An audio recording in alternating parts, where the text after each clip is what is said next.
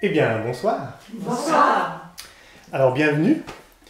Pour commencer avec Michel, nous voudrions vous remercier pour votre soutien, vos encouragements, vos partages, votre présence aussi, votre aide matérielle pour certains, financière pour d'autres, grâce auquel tout ce travail de groupe et ces idées peuvent se déployer progressivement sur le réseau. Et donc ce soutien est vraiment important pour nous et pour ce travail.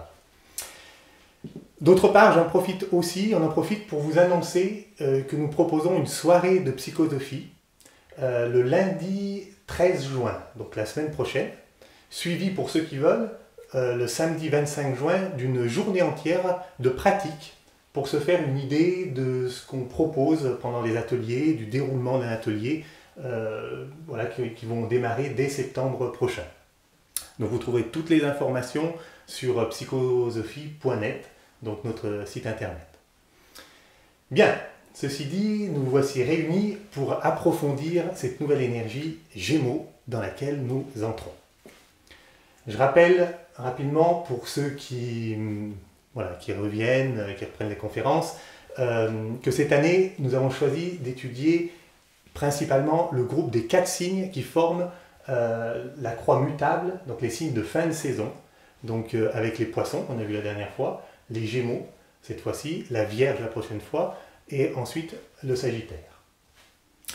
La dernière fois, nous évoquions combien la croix mutable, cette croix mutable, est la croix des dualités, la croix des dualités qui occasionnent des changements, même des fois des perturbations.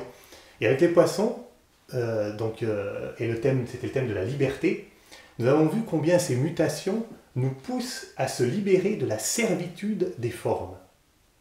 Et ainsi pour pouvoir être libre d'exercer pleinement notre rôle d'âme sur Terre. Pleinement incarné, mentalement, sensiblement, physiquement.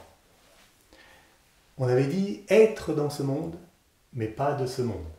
C'était vraiment la phrase clé sur laquelle on avait travaillé la dernière fois, avec aussi l'hypothèse des avatars et des sauveurs du monde, donc qui nous indiquait justement l'aboutissement du travail de la croix mutable et aussi l'aboutissement de l'ensemble du cycle des zodiaques, puisqu'on avait vu que le poisson était aussi le 12e signe, donc la fin du zodiaque, donc son aboutissement. Les Gémeaux, eux, ont aussi une place particulière dans le zodiaque, et notamment dans cette croix, parce que c'est le signe dominant de la croix mutable. C'est les Gémeaux qui lui donnent en fait sa caractéristique principale, et ceci en ce qui concerne justement la dualité et la résolution de la dualité. C'est pourquoi d'ailleurs ce signe est appelé la constellation qui permet de résoudre la dualité en une synthèse fluide. Voyons cela d'un peu plus près. Pour rappel, là aussi, il est important de considérer ces énergies, ces signes, ces énergies conscience, avant tout comme des grands principes, des archétypes psychologiques, des grandes énergies conscience qui impactent et impressionnent et façonnent l'ensemble des vies planétaires, et notre vie planétaire, et même au-delà. Autrement dit, qu'on soit de ce signe ou d'un autre, peu importe, cette énergie nous concerne tous en tant que terriens déjà. Ça, c'est vraiment important d'avoir cet état d'esprit. Et justement, pour percevoir cette énergie un peu plus telle qu'elle est par rapport à l'ensemble, et non telle que je l'imagine par rapport à moi-même, c'est important de se décentrer un tant soit peu et d'ouvrir notre vision pour voir plus loin et beaucoup plus large. Donc à quel principe, justement, à quelle grande énergie cette loi Gémeaux est reliée? Alors l'énergie Gémeaux est reliée à ce grand principe d'amour-unité. C'est par les Gémeaux que s'exprime justement cette force d'attraction et de cohésion qui œuvre partout dans le système solaire. Il faut l'imaginer comme étant à l'arrière-fond de tout ce qui dans notre système tend à se rapprocher, à s'unir, à fusionner, à se rassembler, à se regrouper, à s'attirer. C'est vraiment cette énergie comme ça d'attraction. On dit aussi que c'est la grande énergie d'union à l'œuvre derrière tous les événements du temps et de l'espace, que ce soit d'ordre atomique, sexuel, politique, dans toutes les affaires humaines, mais aussi dans tous les règnes de la nature, dès qu'il est question d'union. Mais particulièrement les Gémeaux nous enseigne qu'au sein de cette grande vie d'amour, unité en cours, rien n'est figé. C'est un principe de mouvement constant. Il nous parle de ce principe de vie en perpétuel mouvement, qui relie en fait toutes choses, tout le temps. Et particulièrement les couples de contraires, qu'on appelle des fois les paires d'opposés. Comme le semble nous dire d'ailleurs le signe des Gémeaux, qui veut dire jumeaux, deux. Donc c'est comme s'il relie ces énergies qui relient constamment ce mouvement de vie, qui relie tous les opposés, tous les couples de contraires. C'est le signe, on va dire, de la relation. Toutes les polarités sont maintenues par cette relation, sont maintenues en relation par cette énergie de vie, en fait. Il nous révèle qu'il existe une relation entre tous les opposés complémentaires. C'est pour cela donc qu'il est associé, d'ailleurs, on reverra, au corps éthérique, donc qui relie toutes choses entre elles et qui est le fondement de l'inséparabilité, comme on l'a déjà beaucoup vu dans d'autres conférences. Donc c'est cette complémentarité et cette relation des contraires dont est gardien l'énergie Gémeaux. En fait, il travaille sous l'intention de cette loi d'amour-unité et il nous offre la possibilité de résoudre toutes les dualités apparentes en une synthèse fluide. Génial comme énergie. Synthèse, c'est intéressant, ça vient dans le dictionnaire, c'est une action de mettre ensemble deux choses, une synthèse, d'unir deux choses. Donc on voit bien la synthèse, le lien entre la synthèse et l'union. Donc, on peut dire qu'il travaille sous l'intention de cette grande loi d'amour à l'œuvre dans notre système, et que c'est eux donc qui gouvernent ce système de relations entre les opposés. Et donc ils ont vraiment cette faculté de garder comme un échange magnétique, si on veut, entre les opposés. Ça fluidifie finalement le rapport entre les opposés grâce à l'échange magnétique entre les deux, afin de pouvoir finalement permettre cette transmutation des deux en un, passer justement d'une dualité à une synthèse, à une unité. D'ailleurs, c'est intéressant parce que même au sein du zodiaque, de l'ensemble du zodiaque, les Gémeaux ont une place justement, je disais, particulière, mais c'est eux qui représentent le facteur reliant entre tous les signes opposés et complémentaires du zodiaque. Par exemple, ils peuvent relier le Taureau au Scorpion, le Capricorne au Cancer, le Bélier à la Balance. Jusqu'à ce qu'un jour, les 6 paires qui se font face, les 6 paires de signes qui se font face, se synthétisent en 6 signes, 6 nouveaux signes, on pourrait dire. Plus tard, il y aura peut-être 6 signes dans le zodiaque. Par exemple, il y aura un signe représentant les qualités synthétiques de la Vierge et du Poisson, peut-être le signe de la Sirène, qui sait, qui sait. On ne sait jamais parce que ça synthétise bien les deux. D'ailleurs, plus l'humain évolue et fonctionne en temps calme, plus il possède les qualités de son propre signe, mais aussi les qualités du signe opposé et complémentaire. Mais la synthèse, elle ne s'arrête pas là. Ensuite, l'humain incarnera la synthèse des 4 signes, incarnera le centre synthétique de la croix, dans laquelle, par exemple, on travaille. Et même, à terme, on pourrait dire l'initié fusionne avec la qualité des 12 signes du zodiaque, le point central de la roue des 12 signes. Et il serait capable de relayer chacune des énergies du zodiaque selon les besoins du monde et du moment. C'est d'ailleurs un petit peu vers quoi nous on s'entraîne, on s'achemine progressivement, parce que lorsque chaque mois nous intéressons à l'énergie du mois en particulier comme étant tout aussi importante que notre propre signe, eh bien, on commence à s'acheminer vers cette synthèse-là. Bien entendu, il faut signaler qu'il y a un lien entre les justes relations sur Terre et la juste relation entre les couples de contraires, entre les opposés que nous propose le Gémeaux. Il ne peut pas y avoir d'unité sur Terre sans unité entre les dualités. Ce n'est pas possible. C'est pourquoi, du coup, les Gémeaux sont donc les gardiens de l'harmonie des relations. Ils sont la clé des justes relations, je veux dire, sur Terre comme au ciel, pour faire référence à une paire d'opposés bien connue. Mais, alors, pourquoi ne vit-on pas de justes relations, nous, en tant qu'humains, en tant que 4e règne sur Terre? Pourquoi est-ce qu'on est contraint à vivre la dualité de manière sans cesse conflictuelle? C'est vrai que c'est pas exagéré de dire que nous souffrons de dualité aiguë dans le 4e règne de la nature, dans le règne humain.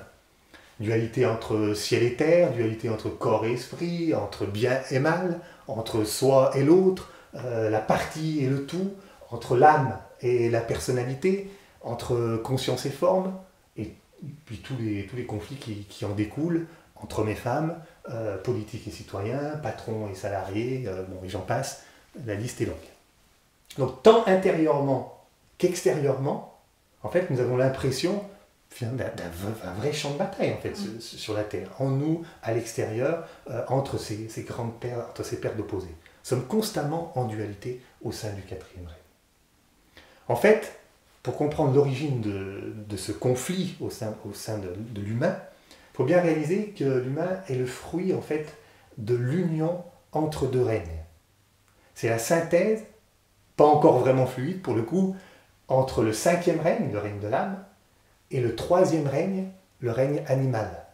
Comme nous l'avions bien mis en lumière, pour ceux qui se souviennent, lors de la conférence sur le règne humain en 2019, que je vous invite du coup à réécouter pour enrichir cette conférence-là. C'est pour cela qu'on dit parfois que l'humain est un esprit divin dans un corps animal. C'est le trait d'union, en fait, c'est intéressant cette notion de trait d'union avec les Gémeaux, entre deux mondes, deux polarités, entre la polarité divine et la polarité animale.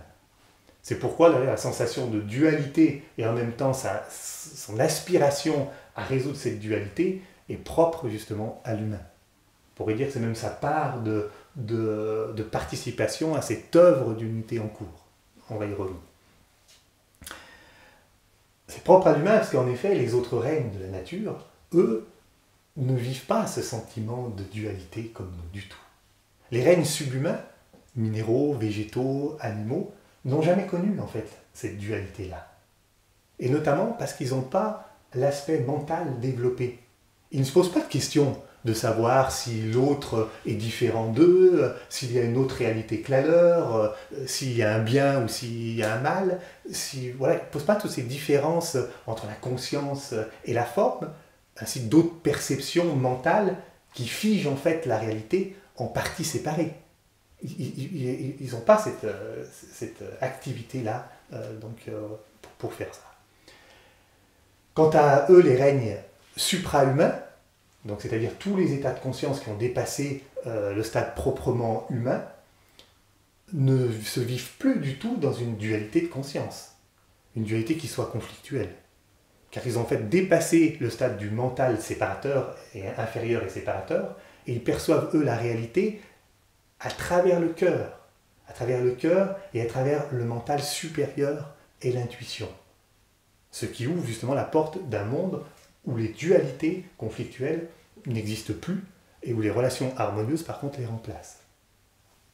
Donc, c'est donc parce que la dualité et sa résolution sont l'apanage de l'humanité que l'on dit que les Gémeaux ont un rapport particulier avec l'humain. D'ailleurs, pour rappel, c'est le seul signe avec le Verseau et la Vierge dont le symbole peut être représenté par des figures humaines. En l'occurrence, là, c'est deux jumeaux. Le signe des Gémeaux, c'est deux jumeaux, donc dos à dos. Et dans cette symbolique dos à dos, c'est intéressant parce que ça peut être interprété de différentes façons, mais ici, on peut signifier que l'un, on pourrait dire, est le reflet de l'autre. On a deux personnes, deux jumeaux, en plus deux jumeaux, donc deux identiques quelque part, c'est le reflet l'un de l'autre. C'est ce qui nous rappelle que le monde de dualité extérieure, c'est le reflet à l'extérieur, c'est le reflet de nos dualités intérieures. Ainsi, donc les Gémeaux, ils nous invitent à résoudre nos dualités à l'intérieur de nous-mêmes, avant d'espérer pouvoir voir se résoudre ces dualités à l'extérieur. Pourquoi ? Parce que le monde extérieur est le reflet de notre monde intérieur. Titre d'une excellente conférence aussi, en 2015, donc je vous invite à l'écouter. Voyons d'un peu plus près donc, les dualités que nous avons à résoudre, nous, sur le chemin de l'évolution et de la construction. Alors, beaucoup d'entre vous, peut-être, qui participaient aux ateliers, connaissent déjà bien cet aspect théorique. Mais ça ne fait jamais de mal d'avoir des rappels, et d'autres seront ravis sûrement et intéressés de les découvrir.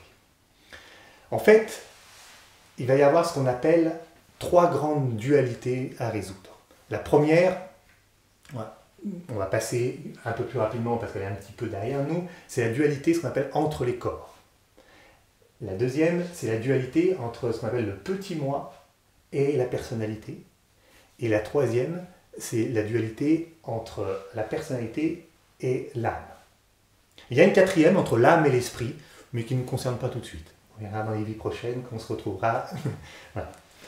Donc, de la résolution de ces grandes dualités, donc ce que je viens de citer, dualités majeures, vont découler justement la résolution de toutes les dualités que l'on appelle mineures, que sont le bien et le mal, intérieur-extérieur, Orient-Occident, ce qu'on dit homme-femme, moi-l'autre, etc.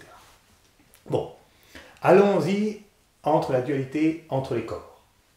Donc, qui est un petit peu derrière nous, mais qui est intéressant comme rappel, et même quand on accompagne aussi des enfants, c'est aussi intéressant.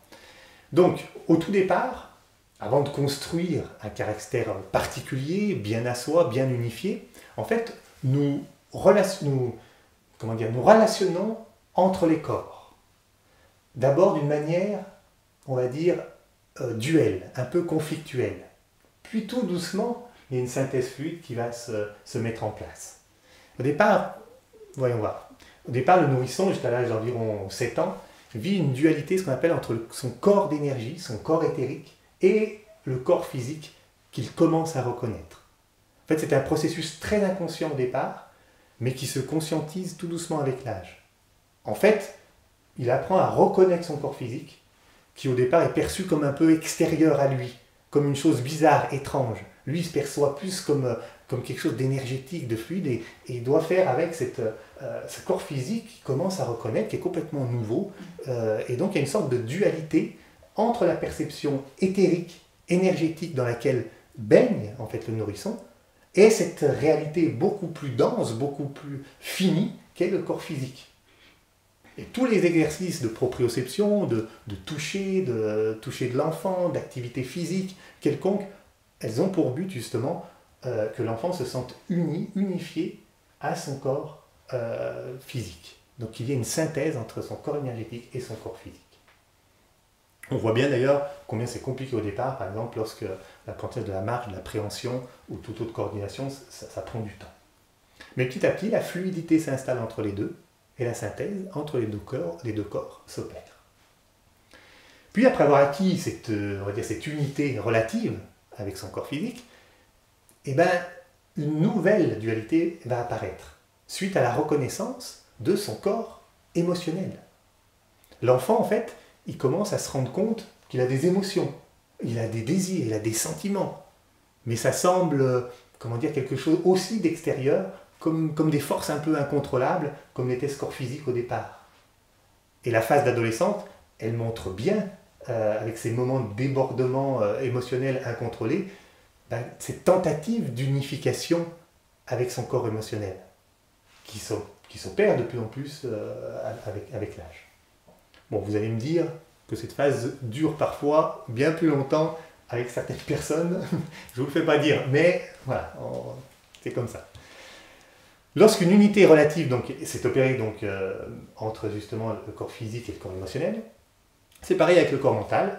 D'ailleurs, c'est intéressant, la scolarisation est d'ailleurs un excellent camp d'entraînement pour cela, pour reconnaître son mental, à en développer sa partie concrète et commencer à se l'approprier pour pouvoir dire « j'ai des pensées bien à moi, je suis conscient de ce que je pense ».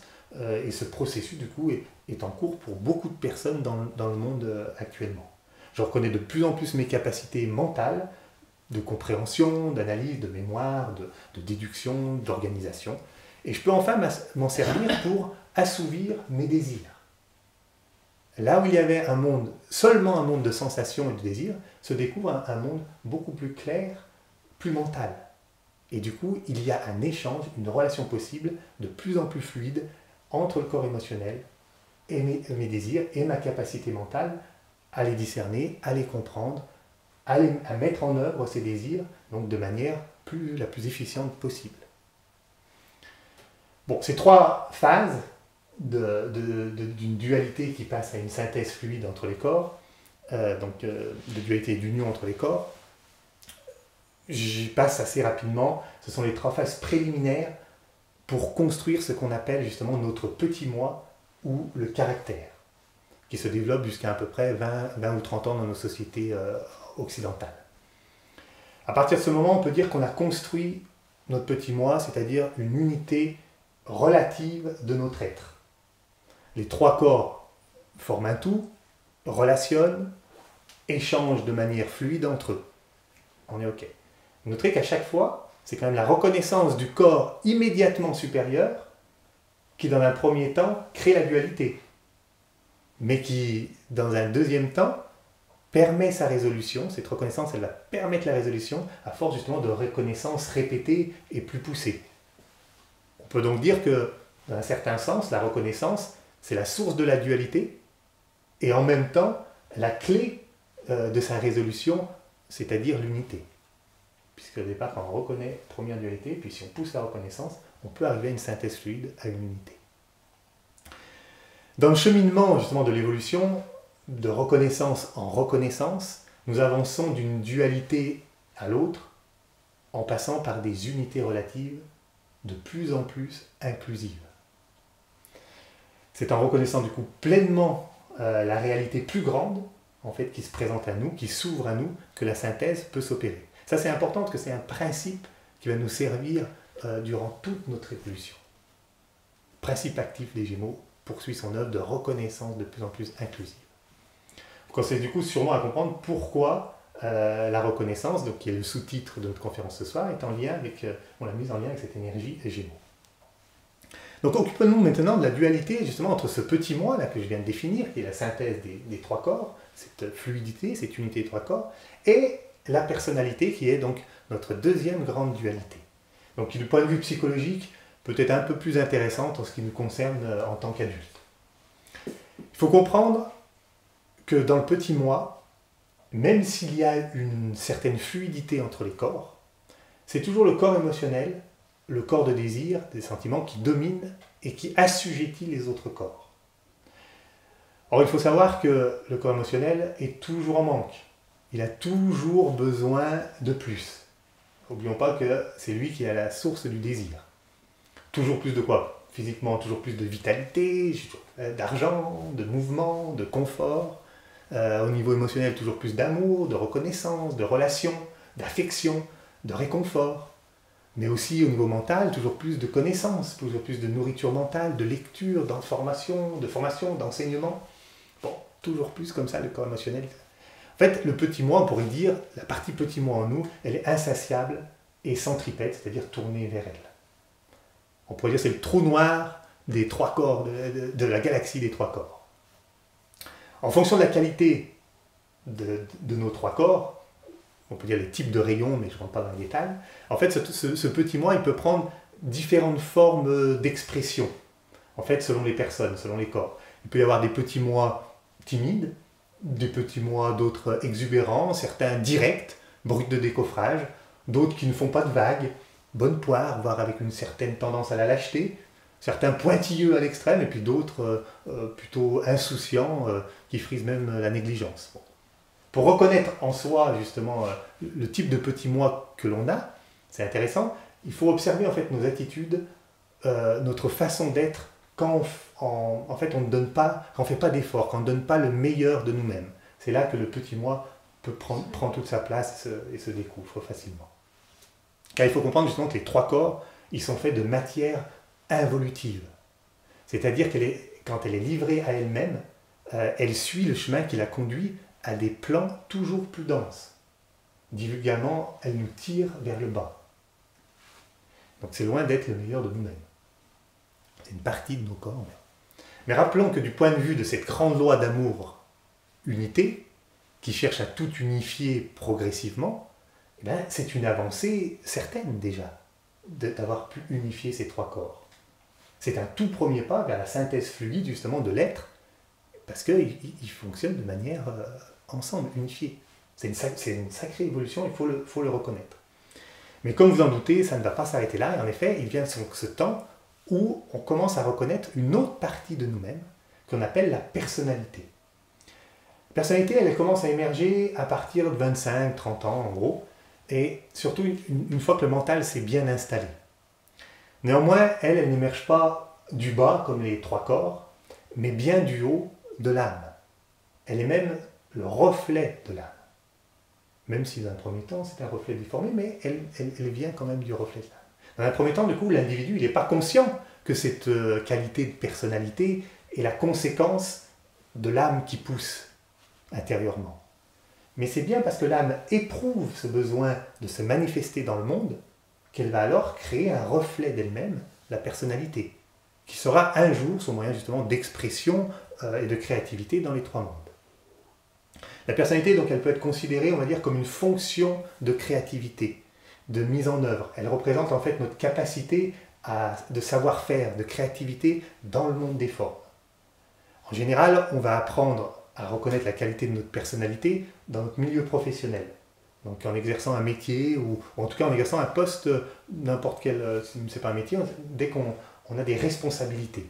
C'est là que l'on découvre souvent une lumière cachée, une qualité nouvelle, des potentiels qui jusqu'alors étaient complètement inexprimés, qui sont souvent très différents de la qualité de notre petit moi. Une personne un peu très démonstrative en famille peut être très tempérée, très calme, très intériorisée au travail. Contrairement aussi, une personne timorée, renfermée un petit peu dans son petit soi, peut découvrir une attitude justement très extravertie, très ouverte dans sa personnalité. Donc c'est dans son métier, quand on s'intéresse justement à l'autre, quand il y a un enjeu, quand on a besoin de nous aussi, quand on a un but et quand on donne le meilleur de soi pour réaliser ce but, que se révèle là notre potentiel justement de personnalité. Une personnalité construite se reconnaît justement par une énergie créatrice, centrifuge, affirmative, avec une radiation, c'est-à-dire qu'on peut, avec une radiation qui a un impact reconnu justement sur les autres. La dualité qui se présente alors, de plus en plus à nous, est entre notre petit moi, qui est centripète, qui est toujours en manque de quelque chose, et cette personnalité qui est beaucoup plus centrifuge. L'âme n'intervient pas du tout pour l'instant dans cette dualité. C'est vraiment une dualité entre les trois corps et cette fonction de personnalité. C'est important, parce que souvent on pense que l'âme intervient bien, mais pas du tout. Et comment se manifeste cette dualité? Eh bien, lorsque nous nous rendons compte que la qualité de notre personnalité est très difficile à tenir avec les gens de notre entourage proche. Lorsque nous nous permettons avec eux des réactions et des comportements que jamais on se permettrait au travail.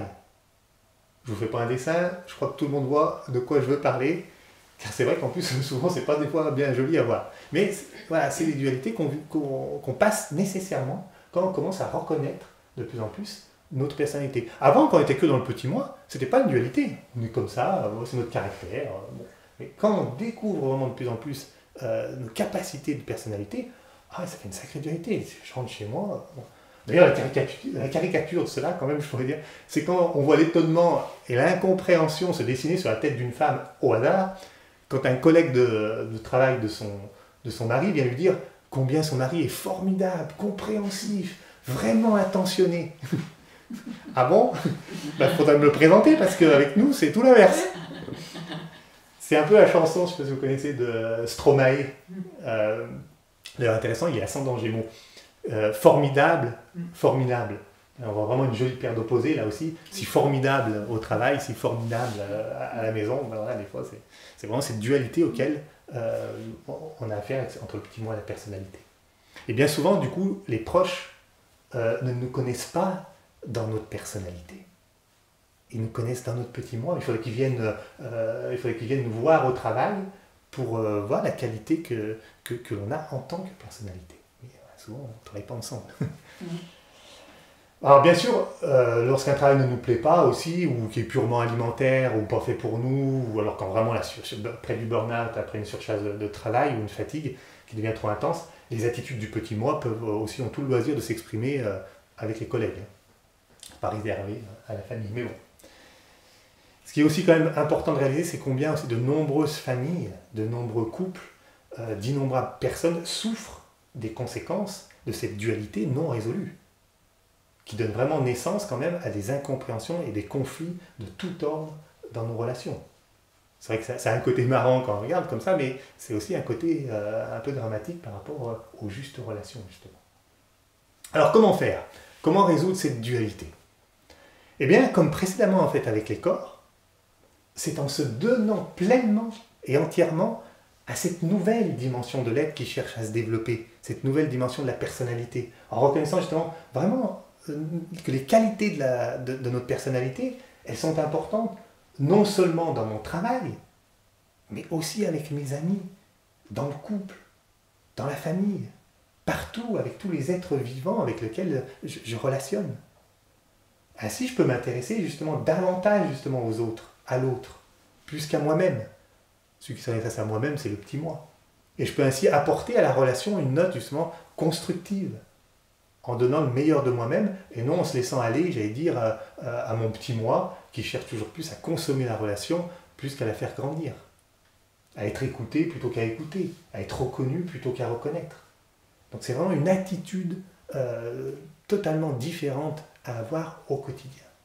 C'est faire un effort conscient pour se mettre dans une dynamique, dans la dynamique de notre être qui est créateur et attentif à ceux qui nous entourent. Donc, et pour l'instant, je ne vous parle pas d'âme. L'âme n'intervient pas, c'est déjà simplement notre qualité de personnalité rayonnante et qui a la capacité comme ça de s'ouvrir aux autres et de mettre en œuvre ses moyens justement de créativité. Et dans cette posture, nos trois corps, ils ne sont pas niés, ces trois corps du petit moi. Ils sont automatiquement en fait mis au service, ils sont mis à contribution de cette attitude. Notre corps sensible, il va se tourner vers l'autre pour sentir à quel niveau de la relation peut s'établir, ou pour sentir ce qui se passe aussi pour l'autre. Le corps mental, il va être mobilisé pour réfléchir à la juste peut-être réponse, la juste attitude à apporter. Et le corps physico-éthérique va apporter le rayonnement de cette posture jusqu'en bas. Il va mobiliser l'énergie nécessaire justement à la relation. Il y a alors en soi plus deux aspects, celui du petit moi et celui de la personnalité, ou de la dualité entre ma vie de personnalité au travail et ma vie de petit moi à la maison ou ailleurs. Il n'y a plus qu'une seule et même attitude ouverte aux autres, ouverte sur la relation, une seule vie qui s'exprime justement en une synthèse fluide entre la qualité de ma personnalité et mes trois corps. Je ne suis plus double ou déchiré en deux. Je suis unifié dans mon travail de personnalité au quotidien. Bien sûr, la perfection n'étant pas de ce monde, apprenons quand même à faire la paix une bonne fois pour toutes avec ce petit moi, en sachant que les corps s'affineront au fur et à mesure, ils se purifieront au fur et à mesure de cet échange magnétique, justement, de cette synthèse entre la personnalité et les trois corps. Et plus tard, encore avec l'énergie de l'âme qui circulera aussi à travers eux. Donc en attendant, pas de panique quand le petit moi est là. Il est même vivement conseillé de temps à autre de s'organiser des moments entre petits mois, devant la télé, avec un bon paquet de chips et une bonne bière, et sans chercher à faire d'efforts particuliers et sans se culpabiliser. On sait que c'est momentané et que ce n'est pas notre véritable nature. Eh bien, nous voilà, j'allais dire, de nouveau dans le confort, si on arrive un peu plus à cette dualité. Et je pense que si on en est là, on a déjà avancé fortement sur cette capacité-là. Et nous voilà, j'allais dire, on pourrait dire, de nouveau dans le confort d'une certaine unité, relative, mais quand même une certaine unité. Il n'y a plus trop de dualité entre ces deux mondes-là, et je me suis organisé une vie plutôt sympa, où je me réalise, à la force, où la force de ma personnalité, j'allais dire, est suffisamment forte pour ne pas se laisser aller trop souvent ou trop loin dans le petit moi. J'ai donc des relations plutôt respectueuses avec tous les gens qui m'entourent. Que demande le peuple? Parfait. Et gâteau sur... pardon, pas gâteau sur la cerise, mais cerise sur le gâteau. J'ai même commencé une recherche spirituelle, où j'apprends du coup à contacter mon âme. Génial. Parfait. Alors si au début la cerise, l'âme, va être utilisée pour embellir le gâteau de ma vie personnelle, en utilisant l'âme pour réaliser mes plans et besoins personnels, elle va vite se transformer en indigestion, voire en nausée. En effet, c'est vers la crise de la quarantaine, un peu plus tôt, un peu plus tard, pour certains, où l'âme, en fait, elle se fait de plus en plus sentir, qu'on réalise que petit à petit, c'est pas cela le plan de l'âme. Ce n'est pas une vie personnelle bien réussie. Qu'il s'agit de quelque chose de beaucoup moins personnel et de beaucoup plus global. C'est là que la dualité s'installe. Encore une fois, on a commencé à reconnaître l'âme tout doucement, dans un trait, parce qu'on est attiré quelque part, malgré nous. Au début, c'est sympa, mais tout doucement, la dualité commence à s'installer quand on commence à voir ce qu'est réellement l'âme. C'est là qu'on se dit, mais qu'est-ce que je suis allé foutre une cerise sur mon gâteau? J'aurais pu le manger comme ça. C'est gâché j'ai gâché mon harmonie personnelle. Et on a beau essayer de revenir en arrière, mais c'est comme une clé à cliquet ou quand on s'est engagé sur l'autoroute, c'est plus possible. La dualité est là. Le Gémeaux fait son œuvre. Alors clarifions un peu la dualité ressentie entre cette personnalité et cette âme, parce que c'est vraiment ça qui nous est demandé actuellement, en tout cas pour tous ceux qui s'intéressent à ce genre d'enseignement. D'un côté, il y a mes relations, mes plans, mes vérités, mes problèmes à moi, mes solutions, mon évolution à moi, ma famille, mes enfants, mes amis, bon, bref, ma vie à moi. Et de l'autre, au fur et à mesure que l'on reconnaît l'âme, se dessinent de plus en plus les contours d'une toute autre histoire, d'une autre réalité. Et cette réalité, c'est une réalité globale, une histoire qui concerne tous les règnes et toutes les vies planétaires. Un plan global, des relations globales, des problèmes et une évolution qui concerne l'ensemble de l'humanité et des règnes planétaires. C'est une toute autre dimension en fait, qui s'ouvre à nous. Donc quand je vous disais que ça avait de quoi donner la nausée à la personnalité qui s'était imaginé continuer sa vie tranquille dans sa petite existence, dans sa bulle d'harmonie personnelle, ça se comprend. C'est de cette dualité que la plupart d'entre nous, donc je vous disais, nous avons à résoudre. La dualité entre l'âme et la personnalité. Là, l'âme commence à intervenir. Est-ce possible de trouver du coup cette synthèse fluide entre les deux, entre ces deux mondes-là qui semblent complètement presque incompatibles, entre ma vie et cette vie de l'ensemble? Et alors, que nous proposent justement les Gémeaux, les spécialistes en la matière, pour résoudre cette dualité? Là encore, c'est la reconnaissance qui va être la clé. Alors, aidons-nous du symbole des Gémeaux pour découvrir ce que recèle cette connaissance, cette reconnaissance. Le symbole des Gémeaux est représenté par le chiffre 2 en chiffre romain. Deux traits reliés par le haut et par le bas. Le 2 étant le symbole de la dualité, mais aussi la possible union de ces deux. D'ailleurs, pour ceux qui connaissent les rayons, le rayon 2 représente la qualité d'amour-unité. On dit que la note de notre système solaire, qui est rayon 2, donc est l'union de nombreux éléments donc séparés. Et la note des Gémeaux est l'union donc de deux réalités séparées. L'union des dualités, donc, ce qu'on disait au départ, on a une synthèse fluide, donc de réaliser cette synthèse fluide entre ces deux. Les deux frères, comme on appelle parfois les Gémeaux, représentent justement toutes les dualités que l'on peut imaginer. Tous les couples de contraires, donc esprit-matière, ce qu'on disait, âme-forme, bien et mal. Donc ce sont les deux barres, on va dire, verticales du signe des Gémeaux, donc ce symbole. Voilà. Donc c'est les deux barres verticales donc, qui représentent justement les couples de contraires. Esprit, matière, voilà, intérieur, extérieur, bien, mal. Au départ, en fait, on voit qu'elles sont séparées. Rien ne les relie. Ça représente justement la façon dont nous vivons justement les paires d'opposés. De manière séparée, c'est l'une ou l'autre. On est soit d'un côté, soit de l'autre. Par exemple, ce qu'on fait, c'est bien ou c'est mal. C'est une réussite ou un échec. On est pour ou on est contre. On est homme, on est femme. Voilà. On est ici ou là-bas, on est matière ou esprit. Et pour en revenir à notre dualité âme-personnalité, eh ben, c'est d'un côté le global et de l'autre la partie. Donc, qui sont vraiment séparés. On pourrait dire que dans cette configuration, les deux frères ne sont pas dos à dos, mais ils sont face à face. C'est-à-dire, sous-entendu, ils se font face, ils se combattent.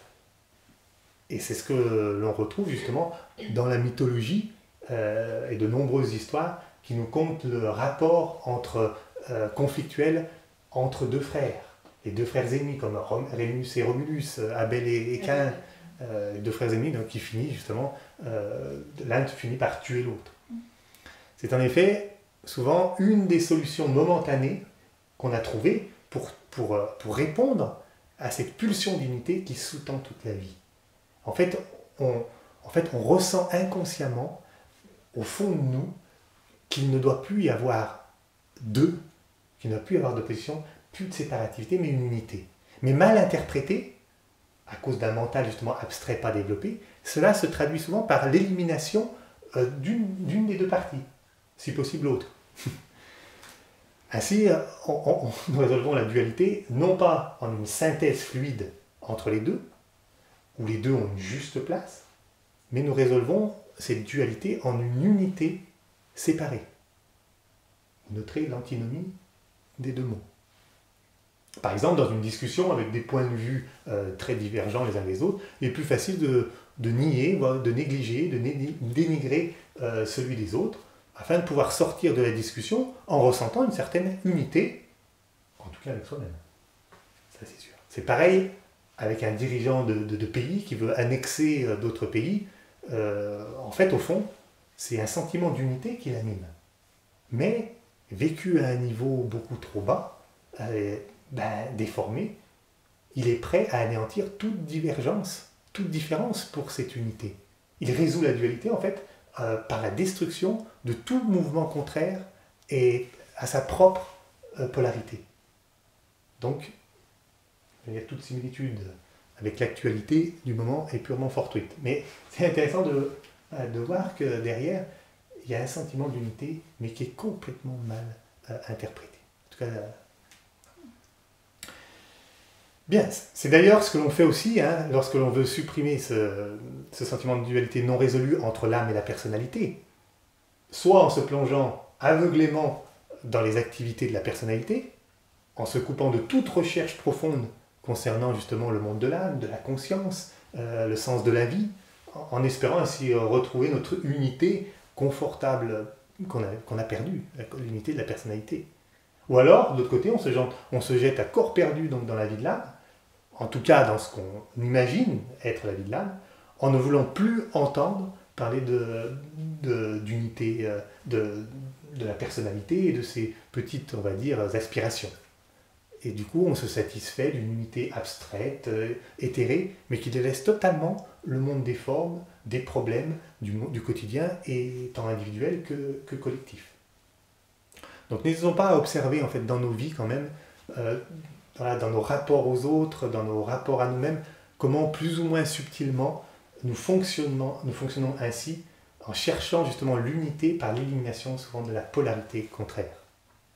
Bon, c'est un premier pas pour pouvoir sortir de cette façon déformée de résoudre la dualité. Mais fondamentalement, on a beau vouloir s'extraire de l'une ou de l'autre des polarités, rien n'y fait. Les Gémeaux, ils veillent tout le temps à maintenir ce lien magnétique entre l'une et l'autre polarité, afin que jamais ne se perde totalement le contact et qu'un jour, on s'attelle consciemment à résoudre ces couples de contraires. L'autre solution que l'on reconnaît d'ailleurs aisément chez les natifs du signe des Gémeaux, c'est cette propension à résoudre la dualité non pas en une synthèse fluide, mais en une demi-mesure, un entre-deux, une espèce de compromis pas vraiment satisfaisant, et non en une synthèse fluide. C'est le penchant pour la stratégie du ni vraiment l'un, ni vraiment l'autre. Ou peut-être un peu de l'un, mais pourquoi pas un peu de l'autre. En fait, je ne sais pas trop. Alors en fait, je reste un peu neutre, au centre, sans m'engager dans aucune direction. Je papillonne un peu au gré du vent, tantôt à droite, tantôt à gauche. D'ailleurs, ce serait intéressant de voir si certaines figures politiques centristes n'ont pas une ou plusieurs planètes importantes dans les Gémeaux, dans leur thème astral. Je laisse vérifier, parce que je ne voudrais pas citer de nom ici, mais c'est intéressant. Mais le symbole, il ne s'arrête pas là. Le symbole des Gémeaux, il est complet avec les autres traits horizontaux. Un qui relie les deux frères par le haut,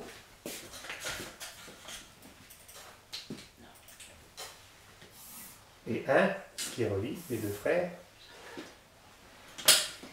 par le bas. Quelle peut être la signification de cela? Quel enseignement, quelle valeur d'enseignement peut-on en tirer? Eh bien, qu'il existe une réalité qui relie toutes les paires d'opposés de haut en bas. Et les Gémeaux, justement, nous invitent à le reconnaître pleinement pour pouvoir réaliser justement cette synthèse fluide et les justes relations. Cette réalité se dévoile lorsque on ose sortir de sa petite unité relative pour reconnaître, se donner pleinement à la nouvelle réalité qui s'ouvre à nous, celle de l'âme. Grâce au, on va dire, au mental supérieur, on apprend vraiment à reconnaître la réalité de l'âme, non telle que la personnalité l'imagine, donc un monde coupé des formes, mais tel qu'elle est, un monde où tout est unifié. Bien représenté justement par ce symbole des Gémeaux, où tout est unifié par le haut, par le bas, entre le haut et le bas. Et donc, il y a une unification de l'âme. Donc, elle nous rappelle que le monde de l'âme est unifié par l'unité de conscience. On pourrait faire une sphère là-haut, qui reprend le schéma le signe là. Donc, où tout le monde de l'âme est unifié par la conscience. On pourrait faire aussi une sphère qui part du trait du bas et qui nous rappelle que le monde des formes est aussi unifié par le corps éthérique. Donc, première reconnaissance, les Gémeaux nous invitent à reconnaître que le monde de l'âme est unifié. Deuxième reconnaissance, ils nous invitent à reconnaître que le monde des formes est unifié par le corps éthérique et que le corps éthérique unifie aussi le monde de l'âme, le monde de la conscience et le monde des formes par cet aspect plus vertical. Voyons de plus près du coup cette première reconnaissance que nous proposent les Gémeaux, cette reconnaissance justement du monde des âmes, cette unification du monde des âmes par la conscience. Cette reconnaissance d'âme à âme, en fait, et entre toutes les âmes, est en lien avec la loi d'impulsion magnétique qui découle donc de la grande loi d'amour-unité qu'on a vue au départ. En fait, il y a un magnétisme entre toutes les âmes, tout comme il existe un magnétisme entre les formes ou les personnalités, ou entre les personnalités. Comme certains animaux s'attirent entre eux pour former des groupes, des troupeaux, des meutes ou des essaims, mais j'allais dire sous l'impulsion magnétique d'un dénominateur commun physique, donc les mêmes animaux se mettent ensemble, ou les abeilles, physiques et éthériques, les personnalités, pareil, donc qui font partie du monde des formes, elles s'attirent entre elles aussi sous l'impulsion d'un dénominateur commun, mais qui peut être d'ordre physique, comme des gens qui s'attirent un groupe de passionnés de sport ou émotionnel, un groupe de passionnés de jazz, ou le dénominateur commun peut être aussi d'ordre beaucoup plus mental, un groupe de personnalités qui se regroupent au niveau scientifique ou philosophique. Donc chacun, en fait, les individus se reconnaissent entre eux et se reconnaissent faire partie d'un même groupe. Chacun reconnaît donc sa note commune, physique, émotionnelle ou mentale, en soi et chez les autres. Donc ça, c'est une attraction magnétique qui les réunit presque malgré eux. On peut dire que la reconnaissance à ce niveau, là je parle au niveau des formes, est une réponse, j'allais dire, plus ou moins consciente de la personnalité à cette attraction qui tend à regrouper. En fait, il y a une attraction, il y a une force d'attraction qui cherche à unir, comme celle qui regroupe du coup les atomes, les étoiles, les animaux, et ce qu'on appelle reconnaissance, c'est la découverte consciente, souvent en plus accompagnée d'un petit sentiment de joie, que provoque cette similitude de forme, physique, émotionnelle ou mentale. Par contre, en ce qui concerne la reconnaissance d'âme à âme, la reconnaissance d'âme que nous proposent les Gémeaux, c'est le même processus qu'au niveau des formes et des personnalités, mais avec la grosse différence que le dénominateur commun que l'on reconnaît et qui fait force d'attraction, eh bien, c'est la lumière commune, en fait, qui est reconnue. Et pas une lumière physique, émotionnelle ou mentale, c'est une lumière qui est en lien avec la conscience, la lumière de l'être, donc qui est reconnue et c'est elle qui nous unit. C'est une reconnaissance qui transcende en fait toutes les différences ou les similitudes physiques, émotionnelles ou mentales. Quelle que soit la différence physique, émotionnelle et mentale, ou quelles que soient nos similitudes physiques, émotionnelles ou mentales, c'est complètement au-delà de ça. C'est une reconnaissance d'être à être, une reconnaissance de lumière commune de notre être. Cette reconnaissance, c'est aussi la réponse justement à une impulsion magnétique qui tend à tout unir sur la planète. Mais ici, c'est la réponse pleinement consciente de l'âme à cette force magnétique qui unit toutes les âmes entre elles et à l'âme une, à l'âme unique, l'âme planétaire. Parce que toutes les âmes sont issues fondamentalement de cette âme une. C'est pourquoi le monde des âmes, le cinquième règne, est une grande famille d'âmes en fait qui s'attirent, se reconnaissent et se regroupent consciemment, on va dire, sous l'impulsion magnétique justement d'une qualité spécifique de l'être commune à toutes les âmes. Elles ne s'attirent pas pour le plaisir de se regrouper, comme on fait nous en tant que personnalité, mais pour donner du poids, de la charge, de la vitalité aux qualités, par exemple de volonté, d'amour et d'intelligence globale que nous avons évoquées les fois dernières lors des conférences, afin qu'elles puissent, ces qualités, affluer partout, justement sur Terre. Ces différents groupes d'âmes, en fait fondamentalement il y en a 7 en lien avec les 7 rayons, cette qualité, mais je ne vais pas rentrer ce soir dans les détails, travaillent en totale syntonie entre elles. Elles-mêmes se reconnaissent comme étant que 7 parties d'une grande famille d'âmes, unies justement par la lumière et la qualité d'amour-unité de l'âme planétaire de laquelle toutes les âmes sur Terre sont issues. Ce n'est pas une unité mélangée ou complètement indifférenciée, mais une unité détaillée, où chaque partie, chaque groupe d'âmes spécifiques travaille à l'unisson. Le premier travail à faire pour nous, c'est donc de reconnaître en Gémeaux que l'âme n'est pas séparée des autres âmes. Il n'y a pas mon âme et ton âme. Il n'y a pas, du coup, c'est pas cette relation-là au sein du cinquième règne, c'est une relation de groupe. C'est-à-dire, c'est pas mon âme et ton âme, mais une grande famille d'âmes unifiées par le monde des qualités essentielles, communes à toutes les âmes. Ça, c'est vraiment un grand pas à faire en avant dans la reconnaissance supérieure, justement, de l'âme. Une reconnaissance de groupe à groupe. Cette reconnaissance, cette force d'impulsion magnétique donc, qui pousse à nous reconnaître au-delà des différences et des similitudes des formes, c'est la vraie reconnaissance de l'âme. Voici donc une partie du vécu qu'on peut avoir de l'interprétation de ce trait supérieur, de cette reconnaissance d'âme. Quant au trait inférieur, donc qui relie comme ça le Gémeaux au trait inférieur, lorsque l'on se reconnaît pleinement en tant qu'âme et que l'on s'y engage vraiment, la reconnaissance du corps éthérique se dévoile à l'arrière-fond de toutes les formes. En fait, ça symbolise un petit peu le corps éthérique, cette reliance horizontale qu'il peut y avoir entre toutes les formes. On commence à prendre conscience que les scientifiques nomment la matière noire et l'énergie noire, c'est-à-dire ce que l'on ne voit pas et qui compose entre 95 et 99% de notre univers selon les estimations, mais qui sous-tend toutes les formes de vie, toutes les formes visibles. C'est l'énergie dont est avant tout composé notre monde matériel. Cette énergie, ce corps éthérique, il met en relation toutes les formes entre elles, puisqu'au niveau physique, c'est de ce corps éthérique, de cette énergie que sont issues toutes les formes. C'est un peu, on va dire, la matrice, la mère des formes, la trame à l'arrière-fond.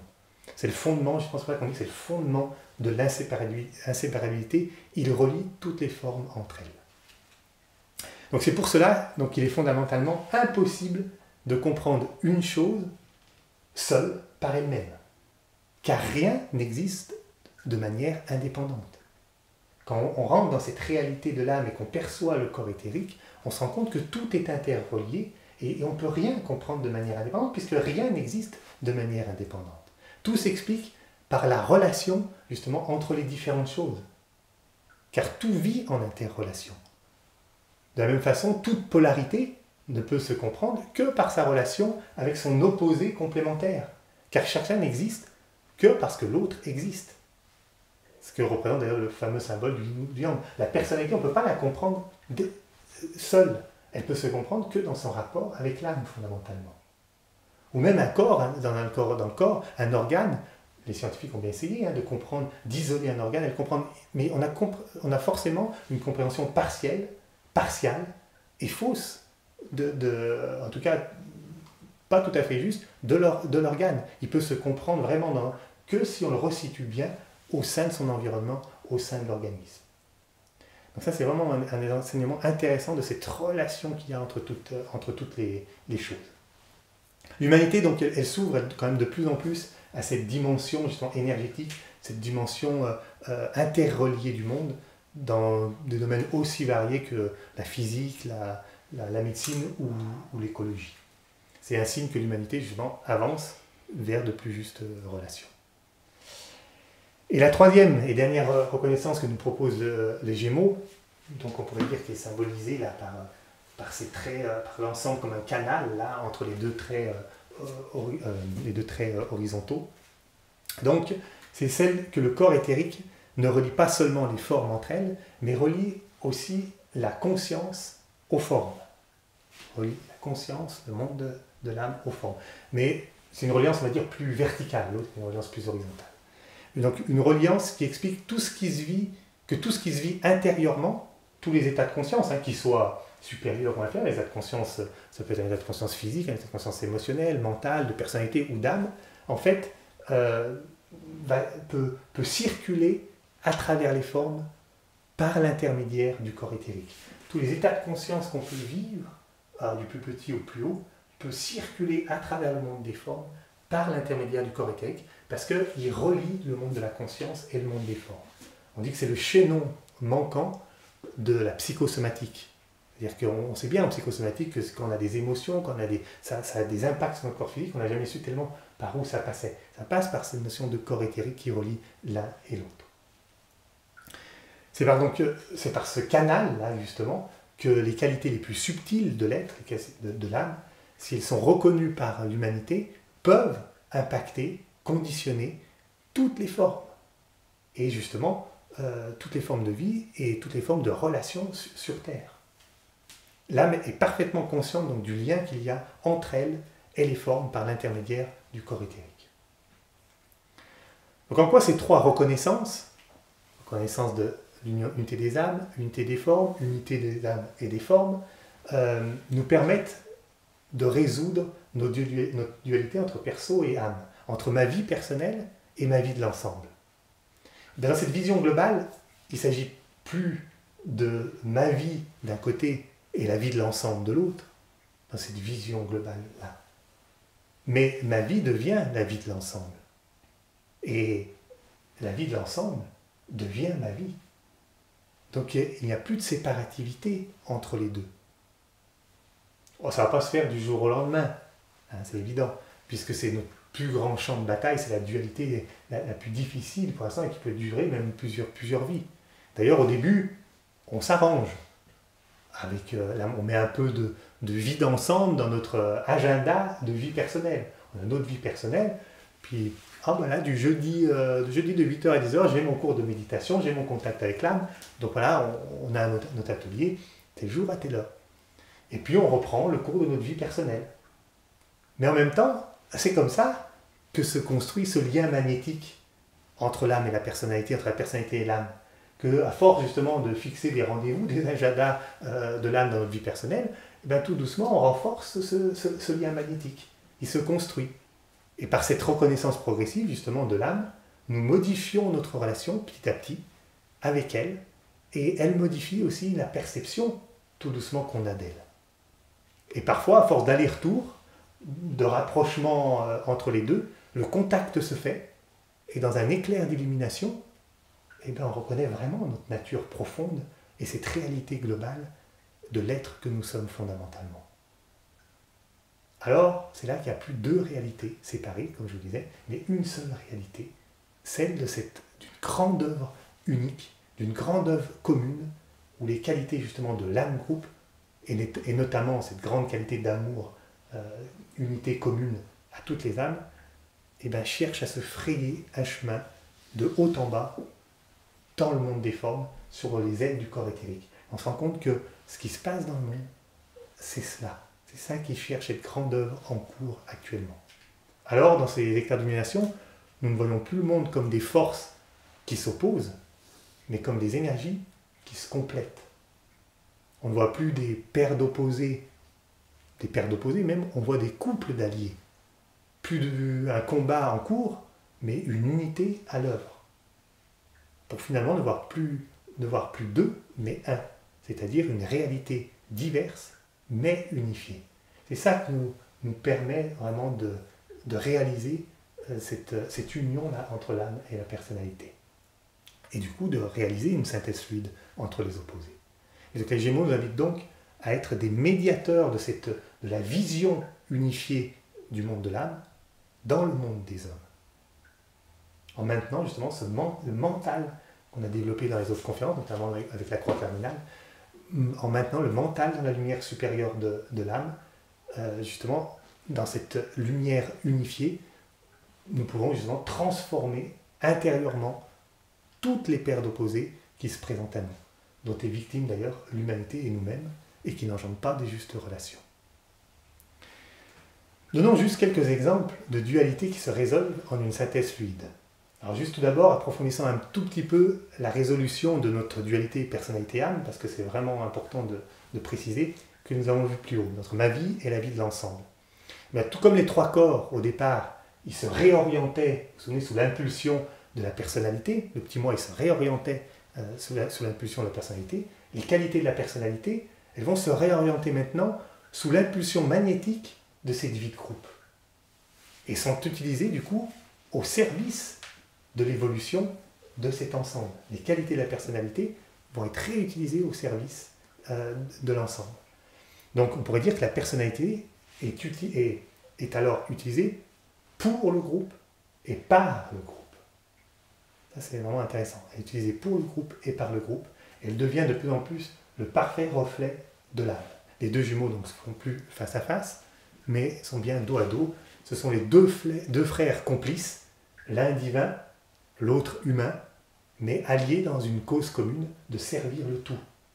C'est d'ailleurs, c'est ce qui se passe, c'est l'alliance entre Castor et Pollux, ces deux étoiles majeures de la constellation justement des Gémeaux.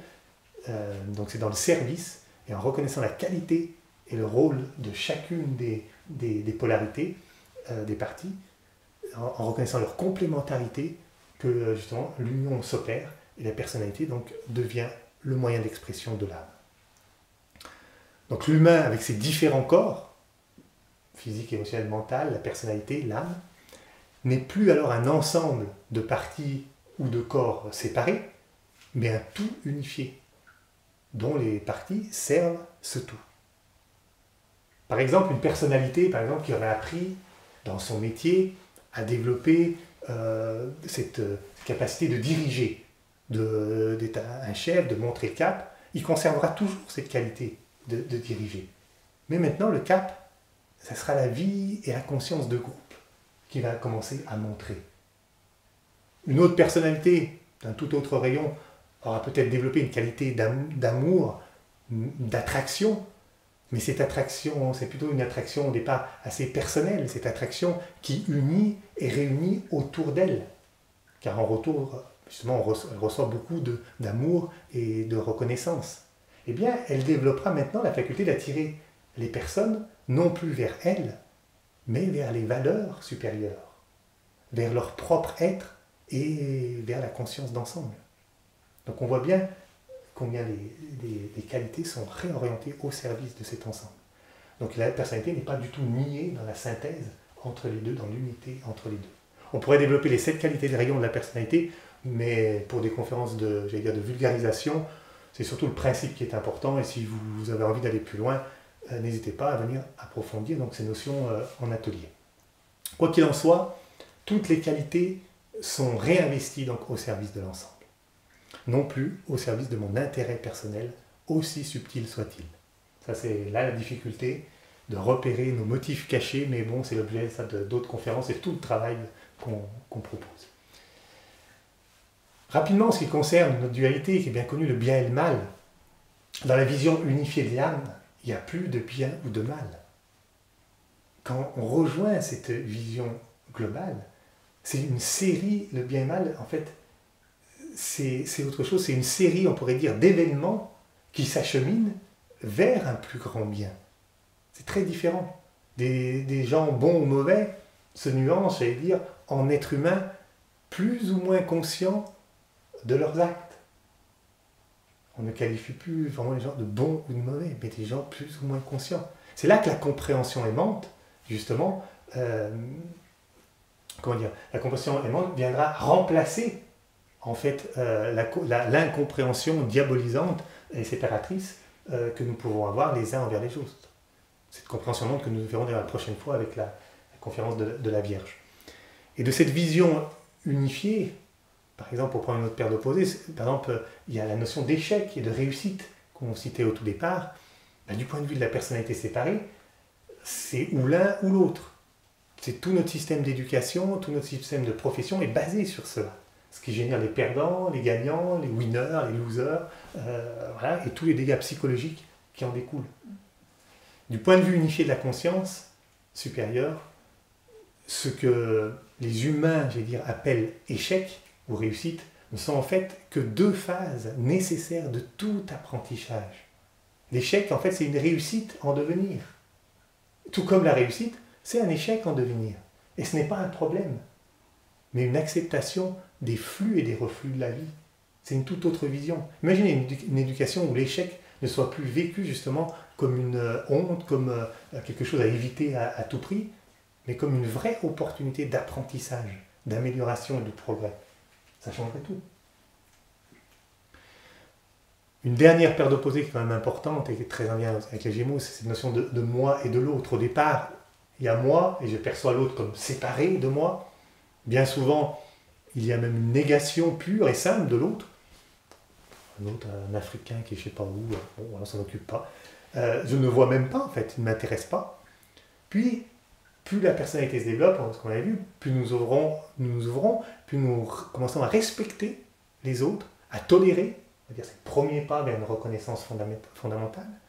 Et plus nous nous ouvrons à l'âme, plus nous apprenons à le reconnaître justement pour sa véritable nature, l'autre, ce qu'on disait tout à l'heure, sa qualité profonde. Nous nous sentons justement reliés alors par cette lumière commune, propre justement à toute âme. C'est la base là de la vraie reconnaissance. Et plus nous vivons et voyons en tant qu'âme, c'est-à-dire en tant qu'ensemble, la relation interindividuelle se fond dans une relation de groupe. Ce n'est plus toi et moi, c'est nous. C'est notre vision du monde. Et c'est ce nous qui s'exprimera à travers justement des individualités spécifiques, mais non plus séparées dans l'intériorité. C'est la clé justement des justes relations en couple, en groupe, dans l'humanité, entre pays et entre tous les règnes de la nature. Nous pouvons prendre beaucoup d'autres exemples de paires d'opposés qui se font face dans le monde, et nous pouvons chercher justement à aller voir de plus en plus dos à dos et non plus face à face. Donc on pourrait prendre hommes et femmes, on pourrait prendre voilà, plein d'autres polarités. Une célèbre phrase d'ailleurs donne le ton de cette résolution fondamentale en ce qui concerne l'esprit et la matière, prononcée par Blavatsky, c'est que la matière est de l'esprit à son degré le plus haut et l'esprit c'est de la matière à son degré le plus bas. À partir de là, plus rien ne s'oppose, plus rien ne les oppose. C'est l'origine même de la paix fondamentale dans le monde. Mais il faudra attendre justement que la majorité des humains en soit à travailler la résolution de la dualité entre l'âme et l'esprit, ce que je vous disais qui n'est pas encore notre cas. En attendant, laissons la qualité d'amour justement unifier en nous tout ce qui est séparé. Alors le monde n'apparaîtra plus comme un champ de bataille des opposés, mais comme un acte d'amour en cours, auquel nous pouvons participer. Nous participons. Donc il faut un peu de temps, il faut maintenir suffisamment justement longtemps ce mental dans la lumière supérieure de l'âme pour qu'une nouvelle image de la réalité apparaisse. C'est un petit peu comme les images magiques. Vous savez, ces images, au départ, on voit que des petits points, puis quand on maintient suffisamment longtemps une certaine vision, un peu décalée, et ben, d'un coup, tout doucement, ah ouais, l'image apparaît. Là, c'est pareil. Dans le mental, dans cette vision unifiée de l'âme, il faut y maintenir suffisamment concentré son mental supérieur pour que, sans forcer, mais avec une concentration suffisante, tout doucement se dévoile cette réalité d'un monde justement unifié, où on ne voit plus deux, mais un. plus ce que je vous disais des paires d'opposés, mais des couples d'alliés à l'œuvre. Pour conclure, 3 petits points. Les Gémeaux, on pourrait dire, sont aussi là pour rappeler notre place et le rôle que nous avons en tant qu'humains. En effet, ils sont à cheval, ça c'est assez intéressant, entre les 6 premiers signes d'hiver et de printemps, donc où l'énergie est ascendante et abstraite, et qui nous relie donc au monde de l'âme et de l'intériorité, et les 6 derniers signes de l'été et de l'automne, où l'énergie justement est descendante et concrète, et qui nous relie donc au monde de la personnalité, des formes, donc de l'extériorisation. Et comme les Gémeaux, justement, qui sont à cheval entre ces 6 premiers signes et ces 6 derniers signes, à nous d'être aussi le trait d'union en tant qu'humanité entre ces 2 mondes, afin qu'ils ne s'opposent plus, justement, mais qui œuvrent, en fait, ces 2 mondes dans une synthèse fluide, justement, que nous, on a œuvré dans une synthèse fluide entre ce monde de l'âme et ce monde de la personnalité, entre l'ensemble et la partie. C'est vraiment notre travail que proposent les Gémeaux. Alors la ronde du zodiaque, elle devient annuelle, elle devient justement dans une vision globale un cycle créateur de la seule vie de l'âme. Non plus une vie séparée entre l'âme et la personnalité, mais une seule vie de l'âme qui s'inspire hors de la forme et expire au sein de la forme pour de justes relations. D'autre part, les Gémeaux, donc, cette énergie en nous qui nous permet donc de résoudre ce qu'on a dit, cette dualité en une synthèse fluide. Et pour cela, nous avons vu qu'il était important de se donner pleinement, de reconnaître pleinement la partie la plus inclusive qui se dévoile, afin de rejoindre justement une unité qui inclut les 2 parties autour d'un sens plus grand. D'où la phrase clé des Gémeaux, prononcée par l'âme, qui dit « Je reconnais mon autre moi, et dans l'effacement de ce moi, je crois et lui », du verbe luire. En fait, l'âme qui dit « Je reconnais les qualités, ce qu'on disait de ma personnalité », mais dans l'effacement de ces qualités, dans le sens la personnalité qui se donne à l'âme, eh ben, l'âme peut croître et luire au travers de la personnalité. Et la synthèse peut s'opérer. Et pour un petit clin d'œil, pour le mot reconnaissance, qui est le sous-titre de la conférence, il peut aussi se lire en 3 parties, re, co et naissance. Donc, c'est-à-dire que c'est une nouvelle naissance ensemble, que nous sommes invités justement à approfondir dans ce mois des Gémeaux. Alors, bon accouchement, bonne reconnaissance plutôt à tous et à bientôt pour la prochaine conférence en Vierge. N'oubliez pas de cliquer, de vous abonner, ça aide aussi à la circulation des conférences. À tout bientôt.